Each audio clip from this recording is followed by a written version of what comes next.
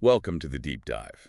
This is where we focus in on interesting information and really pull out the key insights for you, the learner. That's right. You're here to get up to speed quickly, thoroughly, but without getting sort of bogged down. Exactly. And today we're looking at a really fascinating personal story. It comes from someone we're calling Alex. Mm. Alex shared their experience with vision problems and a very unique way they decided to tackle them. Now, just to be clear, we're not offering medical advice here. Oh, absolutely not. Our mission is really just to understand Alex's journey, the thinking behind it all. And maybe find some of those aha moments along the way. Those moments we know you appreciate. So what grabs you first about this story? Well, it's that proactive approach, isn't it? Facing a health issue and not just accepting it, but like actively looking for a different path. Yeah, totally. Okay, so let's set the scene. It's around 2012. Alex is at university in Spain studying engineering. Right. Demanding subject. For sure. And their workload ramps up. And crucially, they start taking all their notes on a computer. Which back then was a bit of a shift, wasn't it? Most people were still printing loads of stuff. Exactly. So more screen time. And this leads to, eye strain, tearing up, vision getting blurry. That change in study habits is, I think, really key here. It shows how these, shifts in tech and behavior can bring new physical challenges. Mm-hmm. Digital notes might be convenient, but it was a different kind of visual strain. Definitely different from just reading printouts. So naturally, Alex goes to see an oculist there in Spain. The standard first step. And the diagnosis comes back. Yeah. Mild myopia that's nearsightedness, trouble seeing far away, and also astigmatism. Right. The irregular lens shape causing blurriness. So glasses get prescribed. Yeah. And, initially they work. The screen eases off, vision clears up, problem solved. Ah, but that's where the story gets interesting because that fix was only temporary. Right. By the end of that first year and then into the next, the same problems creep back in. Which meant needing a stronger prescription for the glasses. Yeah, and while that happens to a lot of people, Alex's reaction was different. Very different. They started thinking, this isn't normal. They even had this thought, like, if this keeps going, I'll end up blind. Yeah. That level of worry. And that worry became a real driver, didn't it? Absolutely. It pushed them to make a pretty bold decision. Stop wearing the glasses completely. Wow. That takes some serious personal resolve going against the prescribed solution. Definitely. It highlights that sense of agency. And they didn't just stop wearing them. They decided to try something else. Yeah, eye exercises. Now, this is where their logic comes in, and it's quite straightforward. How did they figure it? Well, they thought, okay, eyes focus using muscles, right? Kind of like a camera lens. An analogy. And maybe, like other muscles, these eye muscles could get weak. Maybe atrophied was the word they used from all that close-up screen work. Interesting. So weak muscles leading to focusing problems.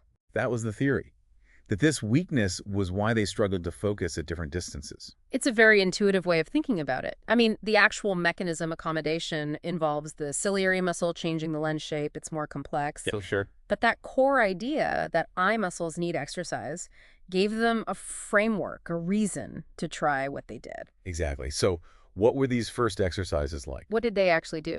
The main thing was focusing on a mobile phone held quite close to the face. And they'd watch something engaging, like music videos. Okay, so keeping the focus locked nearby. For a bit, yeah. Then immediately after, they'd look up and focus on something far away, like really far, with a wide view. That rapid shift, near, far, Repeatedly. And Alex stresses, this took real discipline, consistent practice. That makes sense. The engaging content probably helped maintain that close focus, which can be tiring. Good point. And that immediate switch to distance, that's like actively working the focusing mechanism, training its flexibility, visual agility practice, kind of. Right. So, the big question. Did it work? Well, According to Alex, yes. Big success. They report not needing glasses for many, many years afterwards. About 13 years, they mentioned. 13 years, wow. Yeah. They even did another university degree later on, all the studying, computer work, no glasses. It's a quite something. They're not claiming like perfect 20/20 vision or anything. Okay. But they see well enough for just, everyday life, which is a pretty significant outcome, wouldn't you say? It really is. It's certainly not the typical story of vision getting progressively worse, needing stronger glasses over time. Definitely not. And well, we have to remember this is just one person's experience. Absolutely, it's anecdotal. That sustained period, 13 years of functioning without glasses, it's noteworthy. It makes you wonder about the adaptability of our visual system. It really does. Yeah. But the story doesn't quite end there. More recently, Alex came up with a, let's say, more intensive version of the exercise. Oh, how so? The idea now is to hold the mobile phone even closer, so close that the image is actually blurry at first, maybe even uncomfortable. Okay, deliberately pushing into blurriness. Why? Well, the thinking, Alex is thinking, is that this initial discomfort forces the eyes to refocus on distant things even more effectively, maybe faster afterwards. Interesting, like an overload principle. Kind of. The idea is that focusing up close takes more active effort from the eye muscles. Compared to distance focus, which is generally more relaxed for the eye. So by really pushing that close-up focus, making it hard, they hope to supercharge the muscles needed for clear distance vision. It's almost like high-intensity interval training, but for your eyes. Push hard, then recover, potentially leading to greater gains. Exactly that kind of logic. Pushing into that uncomfortable near blur zone, hoping the shift to distance becomes more powerful. It's a Belled approach, deliberately inducing that blur. It raises questions, though, about, optimal challenge versus counterproductive strain. True. Alex seems to feel they found a level that works for them, where they perceive a benefit from that extra difficulty. Personal calibration, then. Yeah. And finally, Alex kind of reflects on it all. They admit, maybe doing more exercises could improve things further, but Laziness creeps in. Happens to the best of us. pretty much. Yeah. But they stand by their core decision.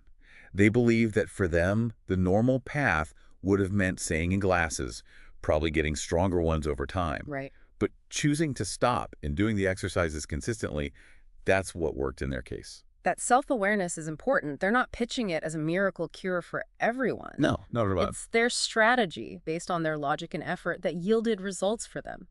And comparing it to the likely alternative reinforces their conviction. So wrapping this up, what are the main things that jump out at you from this whole account? For me, it's really that proactive stance Alex took, questioning the standard path, seeking an alternative. Then there's the logical framework they built, even if simplified, about the eye muscles.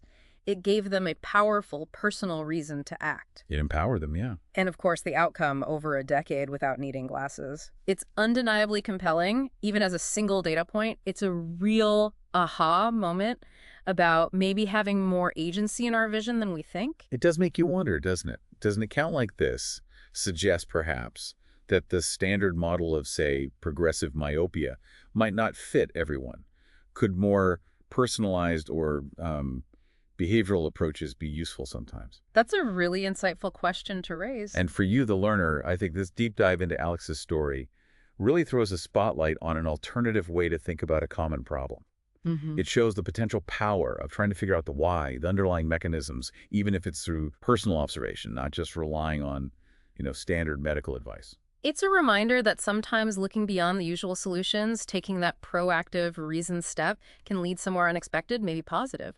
So, just on that point, what is the general view in optometry about eye exercises for things like myopia? Does this experience fly in the face of established thinking? Well, generally speaking, the mainstream view within optometry has been that while certain exercises are definitely helpful for specific issues like convergence problems, Okay. they haven't typically been supported as a primary fix for refractive errors like myopia or astigmatism. The focus is usually on correction glasses, contact surgery to get light focusing properly on the retina. Right, fixing the symptom. Exactly.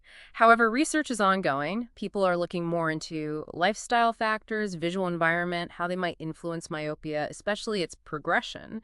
So individual stories like Alex's, while anecdotal, they do kind of feed into that broader evolving discussion. Got it. So for you, the learner, the takeaway isn't necessarily throw away your glasses, but more about appreciating this alternative perspective. And the potential power of trying to understand the how and why behind things. Which brings us to a final thought for you to mull over. Yeah, think about this.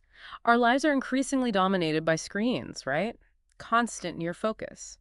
How might that fundamentally be shaping how our eyes work, how they adapt or maybe maladapt over time? Alex's story kind of nudges us to think bigger, beyond just this one example. Exactly. Consider the broader impact of modern life on our senses, and whether maybe a more active, engaged approach to their health could play a bigger role than we currently assume.